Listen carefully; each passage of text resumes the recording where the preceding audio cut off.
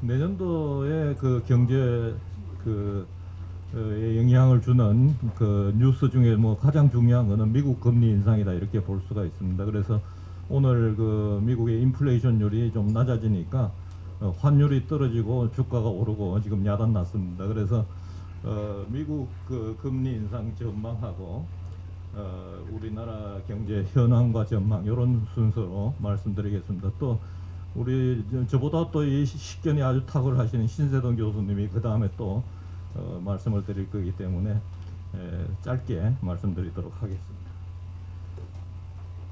그 지금 같은 이런 시기에는 그 기업이 돈 버는 방법 제가 두 가지로 구분할 수가 있는데, 첫 번째 방법은 이제 우리 학교에서는 이걸 이 기업 안에서 일어나는 일을 잘 관리해 가지고 기업이 수익을 내는 방법을 가르쳐 준 거죠. 그래서 마케팅 생산 관리 전부 다 기업 안에서 어떻게 하면은 비용을 줄이고 판매를 극대화시켜 가지고 기업이 수익을 내느냐는 그 방법을 경영학과에서 가르칩니다. 근데 기업이 돈 버는 방법 중에 또 다른 하나는 이 기업을 둘러싸고 있는 환경입니다. 이 기업 경영 환경이라고 우리가 얘기를 하죠. 그래서 이제 이 기업 경영 환경이 변하지 않을 때는 기업 경영 환경은 주로 경제학과에서 이제 가르치는데, 이 경기라든지 금리, 환율 이런 게 별로 안 변할 때는 사실은 기업은 관심을 가질 필요가 별로 없습니다. 그래서 주로 이제 내부에서 어떻게 잘 관리해 가지고 수익을 내느냐 이것만 보는 거죠. 근데 이제 이 밖의 부분이 크게 변할 때, 지금과 같은 상황입니다. 이럴 때는 기업이 이 밖의 부분을 잘 예측을 해야지 기업이 수익을 낼 수도 있고 또 망하지 않을 수가 있습니다. 지금과 같은 이런 상황에서 이 기업을 둘러싸고 있는 환경에 대한 전망을 어떻게 하느냐 너무 중요한 거죠. 그래서 아마 그 우리 김 대표님이 이 거시경제 전문가들 그래서 아마 불러가지고 오늘 짧게 듣는 기회를 가지지 않았나 그런 생각을 합니다. 제가 대개 이것은 이제 기업의 CEO들을 대상으로 할 때는 대개 1시간 내지 2시간 강의용입니다. 그런데 이걸 짧게 20분 동안 압축하려고 그러니까 아주 간단히 요약만 해가지고 말씀드리도록 하겠습니다. 중국이 굉장히 잘 될 것 같았습니다. 그런데 우리 많은 미국 학자들도 그렇고 중국 경제를 그렇게 아주 낙관적으로 보지는 않습니다. 뭐 거기에 대해서는 여러 의견이 있습니다만은 첫 번째로 역사적으로 쭉 보면은 미국이 물건을 안 사주면은 그 나라는 굉장히 어려움에 들어갑니다. 미국이 일본 물건을 80년대 중반에 안 사주면서 그 반도체 미일 반도체 협정 1986년에 맺죠. 그 다음에 또 환율을 프라자 합의에 의해서 그냥 확 떨어뜨리고 이렇게 또 보호무역을 하고 이렇게 하면서 일본이 30년 경기 침체로 들어갑니다.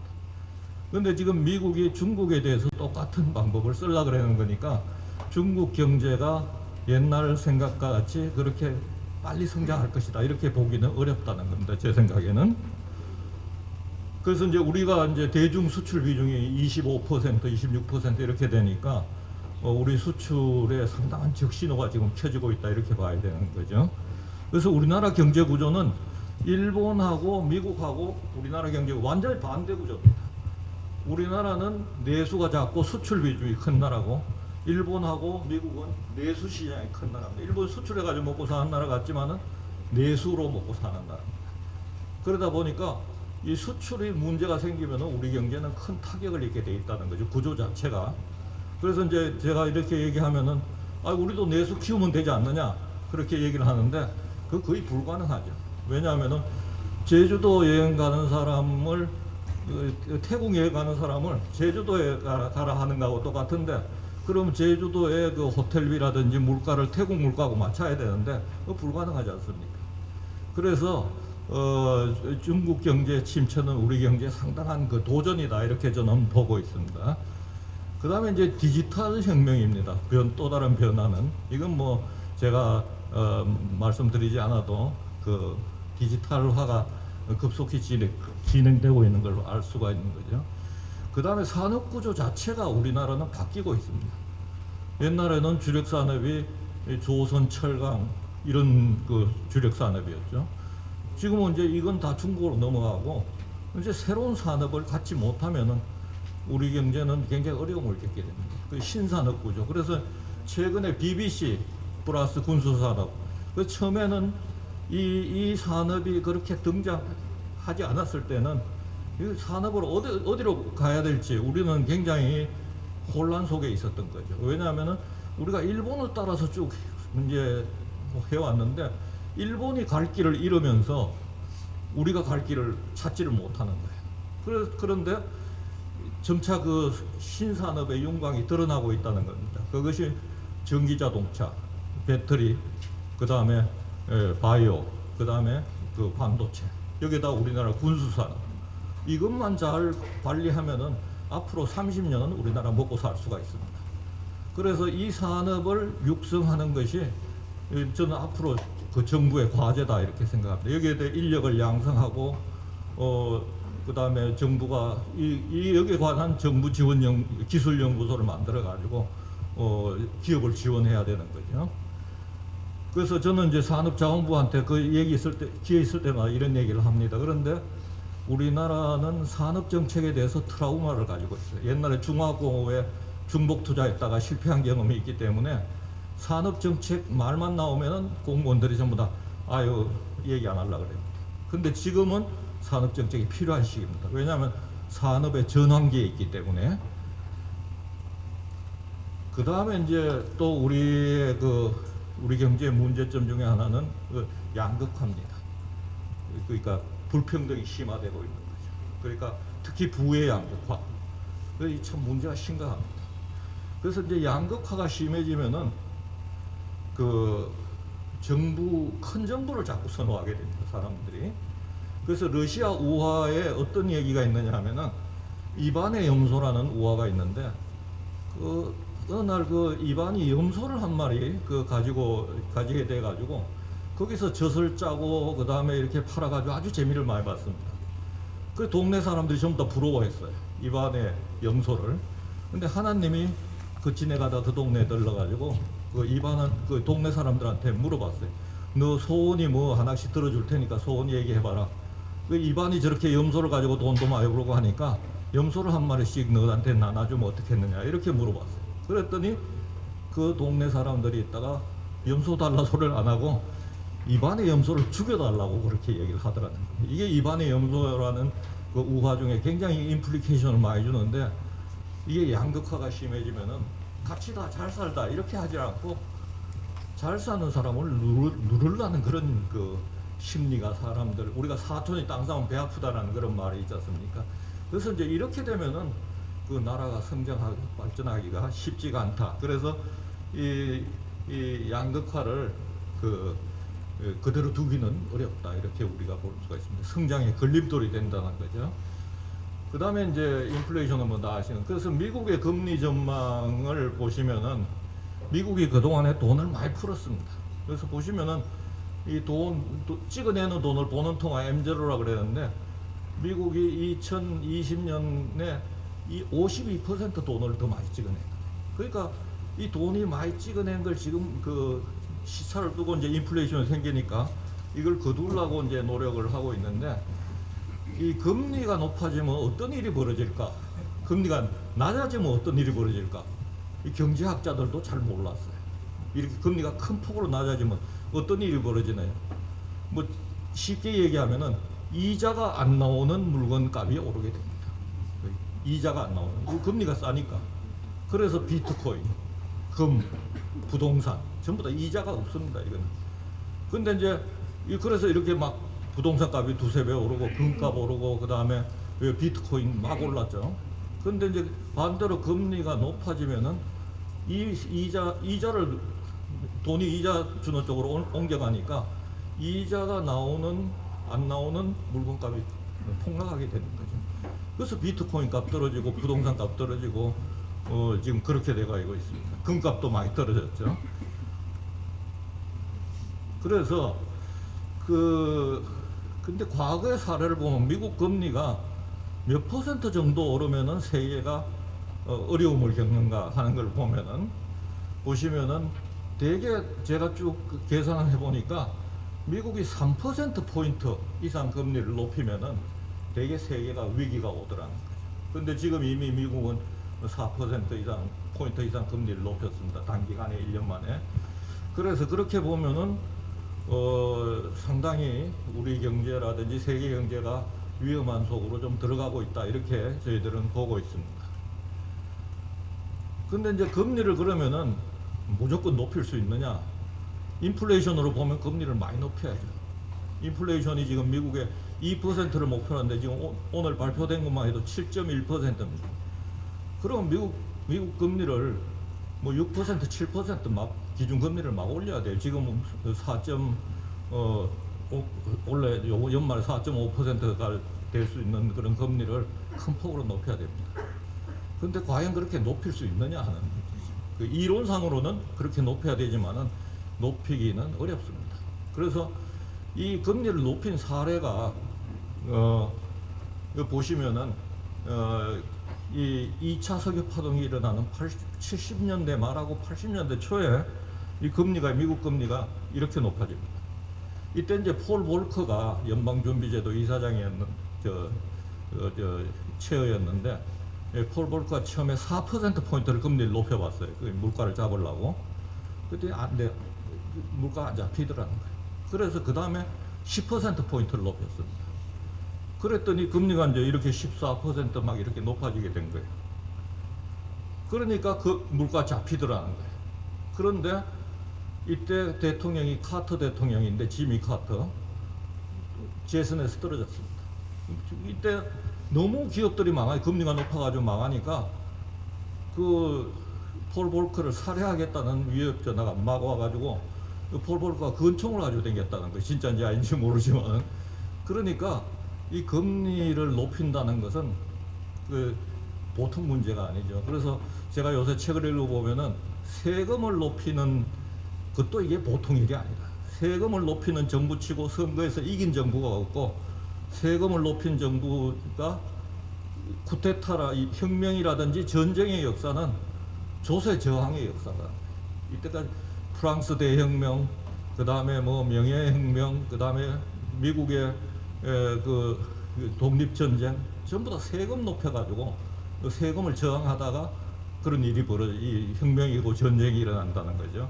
이 금리도 마찬가지로 금리를 높이면은 물가를 잡을 수가 있지만은 금리를 높이면 어떻게 됩니까? 지금도 우리가 금리를 3%는 아니죠. 올해 들어서 2.25% 포인트 높였습니다. 그랬더니 지금 시장에 자금 경색이 일어나고, 지금 부동산 버블 반값으로 터지고 이렇게 되지 않습니까? 그러니까 금리를, 이런 정치적 경제학적인 생각을 하면은, 특히 이제 내년에 총선이 있는 이런 상황에서는 금리를 높일 수가 없습니다.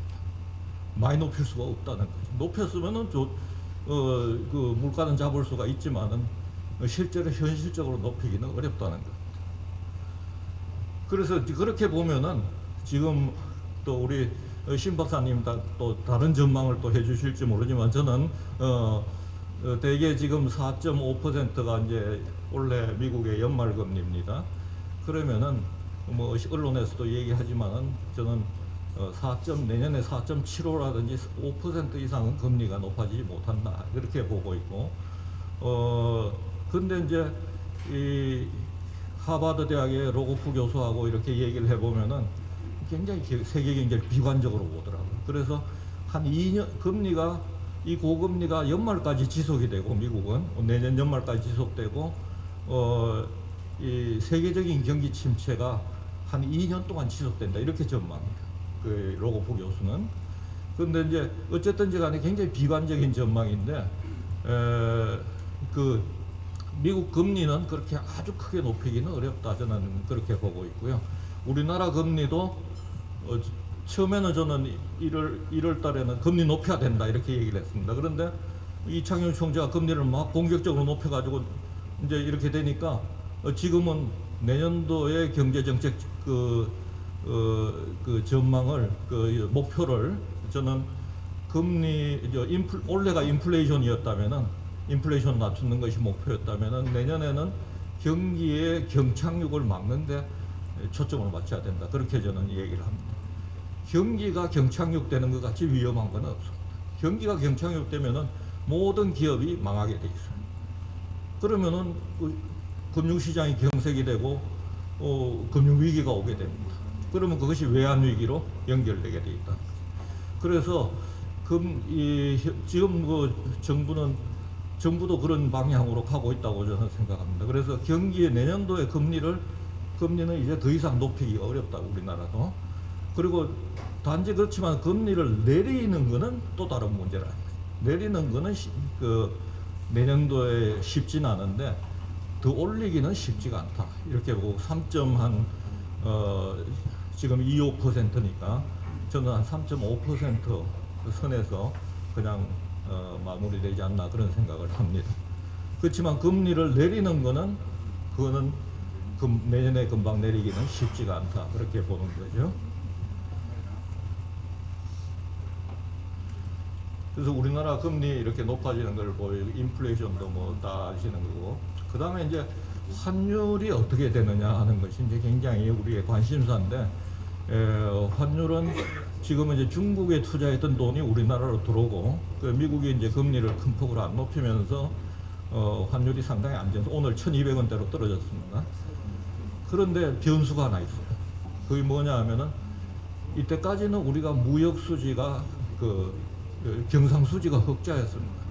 그 나라의 신뢰도를 볼 때 해외 신인도는 경상수지를 가지고 옵니다.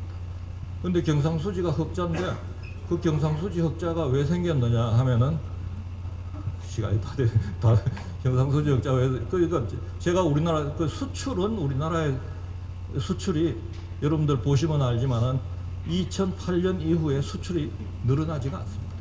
수출이 정체돼 있어요. 그것도 금액으로 계산한 수출인데 인플레이션이 들어가 있기 때문에 원래 수출은 쫙 이렇게 올라가야 되거든요.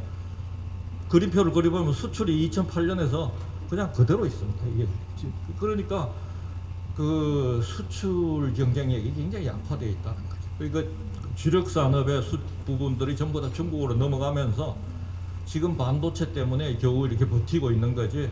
근데 이제 10월, 11월부터 수출 금액 자체가 줄어들고 있는 거예요. 그래서 내년에 만약에 무역 수지가 더 악화돼가 수출이 늘어나지 않아서 악화돼서 경상수지가 악화되면은 굉장히 경제가 불안정해지고 환율도 올라갈 가능성이 충분히 있다는 거죠. 그 다음에 이제 우리 수출의 또 다른 암투 하나는 일본의 엔 달러 환율이 많이 올라가 있다. 그래서 물론 이제 뭐 일본이 해외 수출을 많이 늘려가지고 해외 제조 생산을 많이 해서 큰 문제가 없다고 볼 수 있지만은 그래도 그 영향을 무시할 수는 없다, 이렇게 볼 수가 있습니다. 지금 여기에는 제가 표시를 안 했습니다만은 가계부채하고 기업부채를 합쳐가지고 그걸 GDP로 이렇게 나눈 민간 신용 갭이라는 지표가 있습니다. 그 민간 신용 갭이 대개 10%를 넘어가면은 그 나라가 위기를 겪을 가능성이 높다, 이렇게 보는 거예요. 그런데 여기 제가 그림표는 안 가져왔습니다만은 민간 신용 갭이 지금 15.8%인가 그렇습니다. 그러니까 기업 부채하고 가계 부채가 많이 늘어나 있다는 거예요. 그런데 역사적으로 보면은 1997년 외환위기 겪을 때 이 민간 신용 갭이 10%를 넘어서 있고, 그림표를 그려보면 2008년 글로벌 금융위기 때도 넘어서 있었습니다. 근데 그 전에까지는 넘어서지 않았는데 지금 넘어서고 있는 거예요, 올해. 그래서 상당히 그런 면에서는 상당히 불안정한 모습을 보이고 있다, 이렇게 볼 수가 있습니다. 수출 아까 보셨다시피 이렇게 내려가는 걸 볼 수가 있는 거죠. 그래서 시간이 없기 때문에 다 말씀을 못 드리고 이게 밀레니엄 소셜리즘이라 그래가지고 영국의 이카노미스트 잡지에 실린 내용입니다. 이 젊은 여성이 밀레니얼 세대가 소셜리즘 하고 외치는 거예요. 그러니까 설문조사를 했더니 이 양극화가 심화되면서 미국의 젊은이들의 51%가 사회주의가 좋다, 즉 큰 정부가 좋다, 이렇게 답하더라고요. 그래서 문제가 심각한 거죠. 그래서 그래서 이제 대개 이제 이 얘기들을 말씀을 드렸고, 이 경상수지도 말씀을 드렸고,